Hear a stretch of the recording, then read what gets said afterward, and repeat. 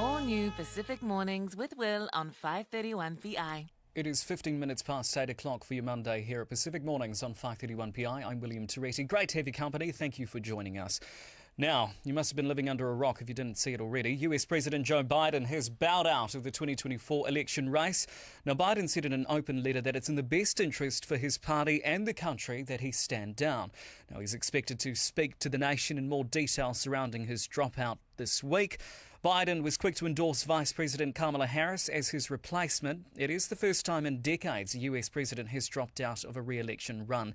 Here for the reaction to all this are experts Jeffrey Miller, Alexander Gillespie and Stephen Rotsuva. Good morning to all of you. Thank you very much for your time. Good morning. Now let's crack straight into it. If we go into it with all of you, firstly, a brief reaction from all three of you, starting with you, Jeffrey, then Al, and then you, Steve. Starting with you, Jeff. Well, it was a surprise and yet not a surprise. Of course, there've been all these rumours and claims and counterclaims for the past 3 weeks. And you'd seen rumours come out on Friday, New Zealand time, that this would happen, that Joe Biden could stand down as soon as Sunday. And in the end, that's what's happened. I guess after that, though, there were denials from the Biden camp and claims that he would be out campaigning this week. But in the end, it really was as simple as a statement issued on X at 5:46 a.m. This morning, New Zealand time. So in the end, it's official now, and Joe Biden will no longer be the Democratic nominee. It's quite a big moment. Certainly. Alexander? I think it was a foregone conclusion since the debate. It was only a question of how long it was going to take. And then with the assassination attempt on Mr. Trump, it had to happen because clearly he's got such a lead in the polls right now. You need a completely new sheet with a new candidate, with someone who's got a running chance. I think Mr. Biden's been a very good president, but he did the right thing for his country and his party stepping down. And finally, Steve, yourself. It was not surprising at all. It was coming. And there's been a groundswell of opposition to his coming back within the Democratic Party itself. And, of course, after the debate, series of mistakes he was making. And so within the party itself, amongst his supporters, the writings were on the wall. Certainly. And Jeffrey, let's tap into that a wee bit further there. Was this ultimately, as we've kind of heard sentiment-wise already, it was inevitable, given that mounting pressure on Biden ever since his disastrous performance with the Trump debate, and then the NATO summit where he made some stumbles as well? Indeed, and the pressure just simply continued to mount for Joe Biden. There were all the gaffes that he made, whether at the debate, whether at that NATO press conference when he described Volodymyr Zelensky as the president of Russia. Then there were all the Democrats who came out openly against him and saying that he should stand down. There were over 30 congressional Democrats, 4 US senators in the end, celebrities, then George Clooney. There was a huge amount of pressure. And Joe Biden, the more he explained, the more he gave one-on-one interviews, the less confident everyone was with his performance. He continued to make gaffes in the interviews. Notably, last week he gave an interview with a television network, and he didn't seem to be able to recall the name of his own Secretary of Defense, Lloyd Austin. He referred to him simply as the black man. And so it just got worse and worse. And in the end, he's bowed to that pressure. At the same time, he could have continued to dig his heels in. And the fact he already is the nominee, we're not in the primary stage. If he had really wanted to, I think it would have been very difficult for the Democrats to really get to that stage of an open convention and turf him out. It was just at such a late stage. It really, in my view, could have only have happened if Joe Biden voluntarily decided to step down as he has today. Certainly. And Al, bringing you into this, where to now for the Democrats? You know, Kamala Harris, the natural fit in some ways. We see that Biden has endorsed her, although I've just seen a statement out from Obama, stopped short of endorsing Kamala Harris. The Clinton family has endorsed Kamala. What do you think are the next steps for the Democrats? Well, the process will be decided at the Democratic National Convention, which will be on August 19th to the 22nd. And between now and then, you're going to see a lot of people put their hands up. There's going to be a lot of jockeying for position. But they all need to remember the first rule of politics, and that's learning how to count. They have to get someone who can beat Donald Trump, not necessarily the person that they like the best. And there's going to be a lot of contenders. Right now, I wouldn't put my money anywhere on who I think is going to come through. But I do think they need someone new, someone who's vibrant, and someone who's perhaps unseen these races before, because everyone's tainted. but there are some certainly good candidates in the race. And Stephen, talking to you now from a Pacific perspective, what do you think this means for the Pacific? I know that the Democrats, we haven't got someone yet. It's literally just fresh. But we saw, the Biden administration talk up big, wanted to invest in the Pacific. Do you think that's all in jeopardy now? Yes, certainly looks like it, particularly if you have a situation where Trump comes back, because Biden was trying to re-engage with the Pacific after Trump basically moved away from it. And certainly in the Pacific, one of the most significant issues has to do with climate change, something which Trump was not a champion of. And Biden was trying to re-engage with the Paris Agreement, which was very significant for Pacific Island countries. And suddenly the U.S.-Pacific partnership, which was signed by the leaders of the Pacific Island states and Biden, that's in jeopardy. In fact, even under Biden, they was not going anywhere. And suddenly America had committed itself to engaging with the 2050 strategy for the Blue Continent, which is the blueprint for the future development of the Pacific. That too will be under jeopardy. So yes, we're in a situation where the Pacific is not expecting much from America if Biden goes away. And coming back to you now, Jeffrey, if we look at the polling from the weekend, I guess in some ways it's now redundant now that Biden has stepped out of the race. But CBS YouGov polling, Biden on 47, Trump on 52. Is this effectively now handing the presidency to Trump?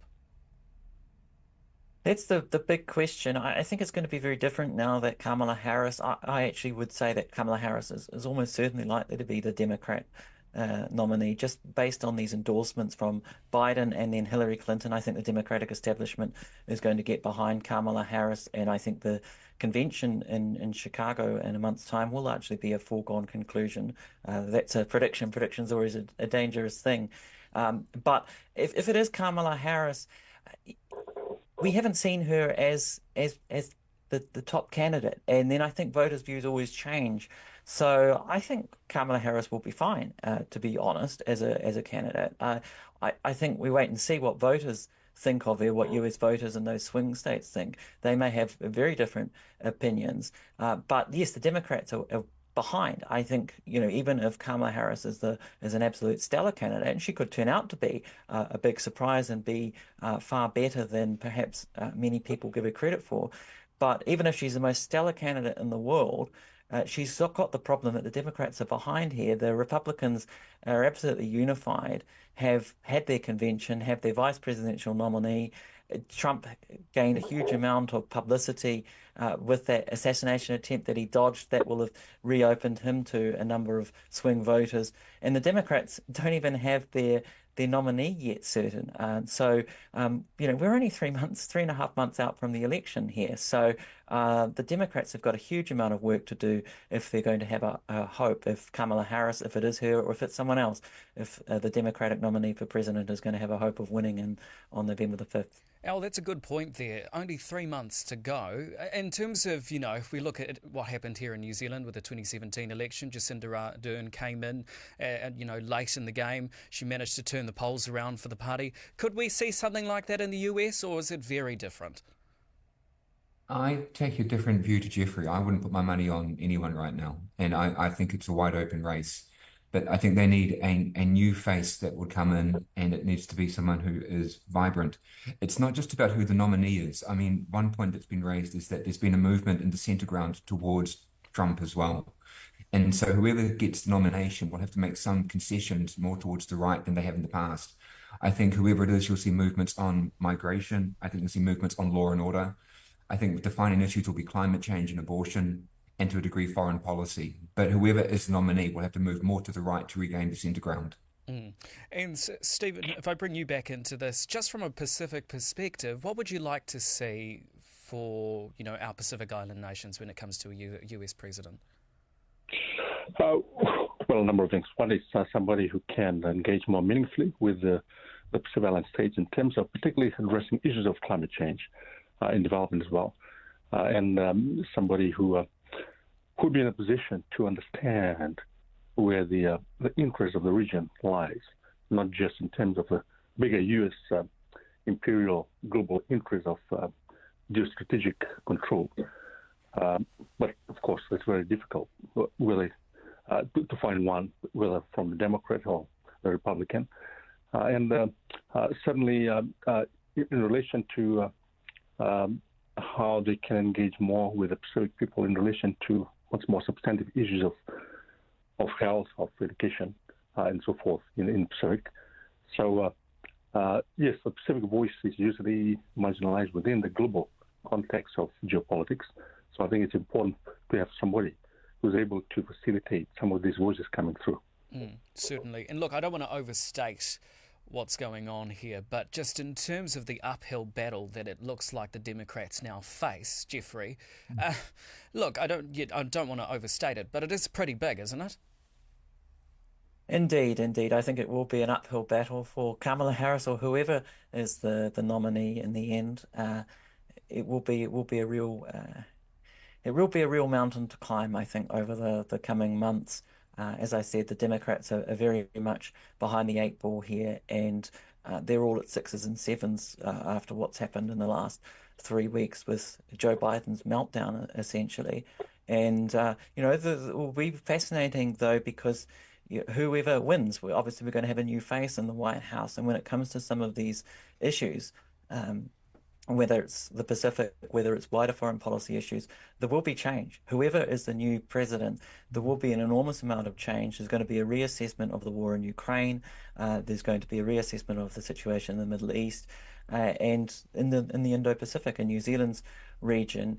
I think Donald Trump very much started the anti-China policies, if you like, back from when he was candidate in 2015.